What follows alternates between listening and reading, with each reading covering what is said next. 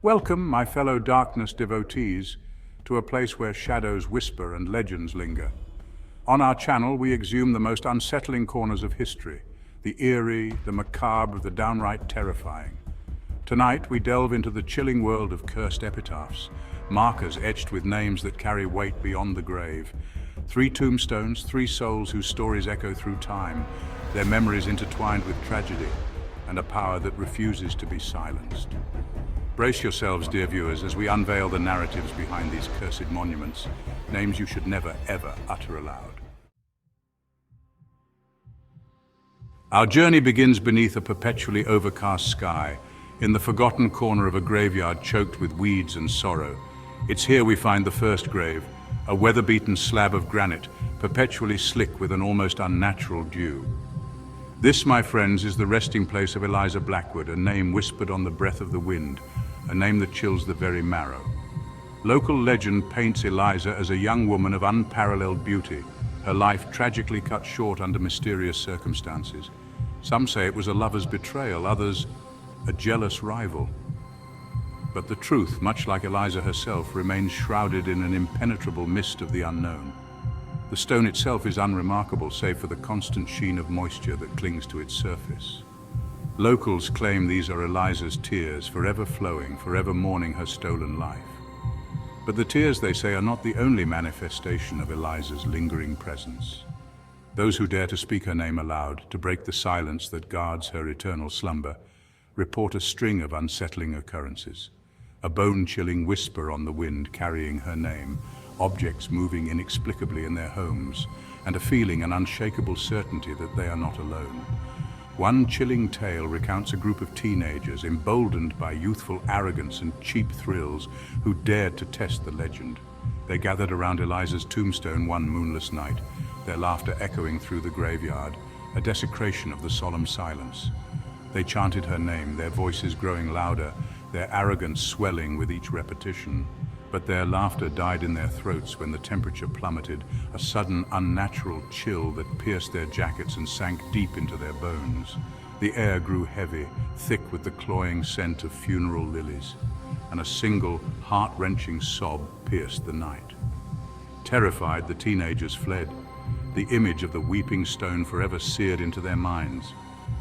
They say one of the teenagers, the one who'd been the most vocal, the most disrespectful, was found the next morning wandering the graveyard, babbling incoherently, his eyes wide with terror.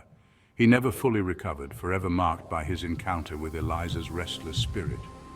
Is it just a local legend, a campfire story meant to scare children and keep them from disturbing the dead? Or is there something more to the weeping stone, a darkness that lingers, a spirit forever bound to the earth by the weight of her unspoken story? Whatever the truth, one thing is certain: Eliza's memory lives on, a cautionary tale whispered on the wind, a reminder that some names, some stories are better left undisturbed. Our exploration of the cursed takes us from the sorrowful weeping of Eliza Blackwood to a place of palpable dread, a place where the very air crackles with an unseen energy.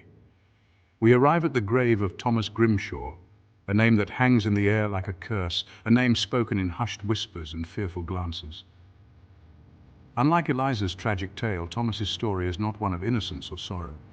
He was a man who walked a dark path in life, a man known for his ruthlessness, his greed, and his utter disregard for his fellow human beings.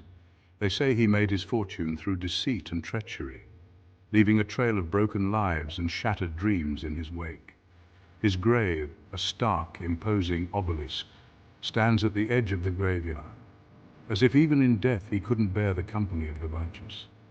The stone itself is cold, even on the warmest of days, and a feeling of unease, of being watched, settles upon anyone who dares to approach. Locals say that Thomas's ill-gotten gains, the wealth he accumulated through his wicked deeds, couldn't buy him peace in the afterlife. Instead, it twisted his soul, shackled him to the earth, his spirit forever bound to the site of his earthly transgressions. The curse associated with Thomas Grimshaw's grave isn't as direct, as immediate as Eliza's weeping stone. There are no whispers on the wind, no spectral figures glimpsed from the corner of your eye, but it's a curse that seeps into your life, a slow, insidious poison that eats away at your luck, your happiness, your very essence. Those who dare to speak his name, to tempt fate by acknowledging his existence, often find themselves plagued by misfortune.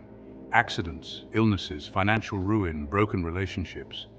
The curse manifests in countless ways, a relentless barrage of negativity that can shatter even the strongest of wills. There's the story of a local shopkeeper, a kind, hard-working man who, in a moment of weakness, spoke ill of Grimshaw's legacy. The very next day, his shop caught fire, a suspicious blaze that devoured years of hard work and left him on the brink of ruin.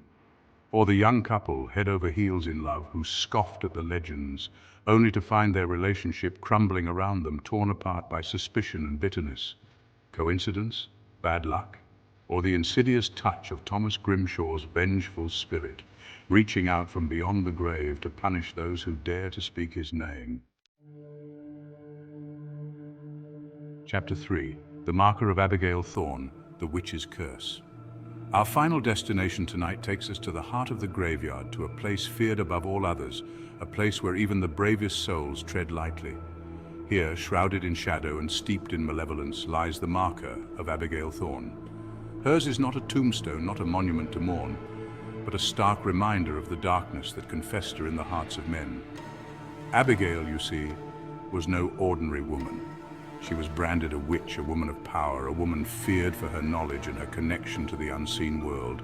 We're in the time of witch hunts, a period stained by fear and ignorance. Abigail, a woman who lived on the fringes of society, a woman who dared to be different, became an easy target for the superstitious whispers and the venomous accusations. She was accused of summoning demons, of cursing the livestock, of wielding dark magic that could bring a man to his knees. Of course, these were all lies, fabrications spun by fear and fueled by those who sought to punish what they didn't understand. But in a time ruled by superstition, truth held little power. Abigail was dragged before a kangaroo court, her pleas of innocence drowned out by the baying mob. They condemned her without a second thought, their hearts hardened by fear, their minds clouded by the fervor of the witch hunt. She was burned at the stake, her screams echoing through the town square, a chilling testament to the cruelty of which humanity is capable. And it's from those ashes, from the very heart of that injustice, that the legend of Abigail Thorne's curse was born. They say that as the flames consumed her, Abigail's spirit, twisted by betrayal and fueled by righteous anger, rose from the pyre. She cursed the town, cursed the people who condemned her, cursed the very ground on which they stood. And at the heart of her curse lay her name, a whispered threat, a promise of vengeance that would echo through generations. Her marker is simple, a crudely carved stone bearing her name and the date of her execution. But it's not the stone itself that people fear, it's the name etched upon it. They say that to speak Abigail Thorne's name aloud is to invite her wrath, to summon her vengeful spirit from the depths of hell. The stories of Abigail's vengeance are numerous, each more chilling than the last. Farmers awoke to find their crops withered and blackened, their livestock dead in the fields, their once fertile land turned barren overnight. Families were torn apart by illness and misfortune, their homes plagued by unexplained noises, by icy drafts and the feeling of an unseen presence watching their every move. And always at the heart of their suffering lay the name, whispered in fear, a constant reminder of the witch's curse.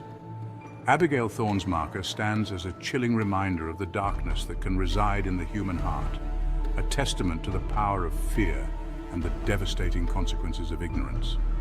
Her story serves as a warning, a plea for understanding and compassion, a reminder that judging and condemning without evidence can have repercussions that echo far beyond our mortal understanding. Thank you for joining us on this chilling journey into the heart of cursed history. We've explored the tragic tale of Eliza Blackwood, felt the unsettling presence of Thomas Grimshaw, and confronted the vengeful spirit of Abigail Thorne. Remember, these are not just stories, but whispers of something more, echoes of the past that resonate in the present. If you found yourself on the edge of your seat, your spine tingling with a delicious sense of dread, then show your support by liking this video and subscribing to our channel for more explorations into the unknown. And don't forget to hit that notification bell so you won't miss out on our next descent into darkness. Until then, keep the lights on, avoid whispering those cursed names, and remember, sometimes the scariest stories are the ones whispered on the wind, the ones etched in stone, the ones that remind us that some things are best left undisturbed.